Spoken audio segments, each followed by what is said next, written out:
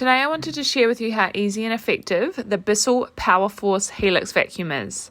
Just simply plug it in and turn the dial to the flooring option you are using it on. We are starting off on hard flooring, so we will choose the bare floor mode. Then you can use your foot to push down the red button to turn the machine on and the blue button to release the vacuum so that you can start pushing it around. As you can see, the vacuum glides beautifully on hard floors and picks up everything in its path. For carpet, you can change your dial to suit the thickness of your own carpet. I like to keep mine on the lower side to get a really deep clean. As you can see from those glorious carpet lines, it has such an awesome level of suction on carpet. It picks up everything in its way and gets in a really deep clean. You can use this extra tool to get into those hard to reach places by attaching to the hose. Just look at how clean it leaves the state of your carpet once you're finished, and that's also evident by the amount of dirt it pulls up. To empty, simply lift off this part and dispose it into the rubbish, give it a clean, and you are done. Even the kids love it too.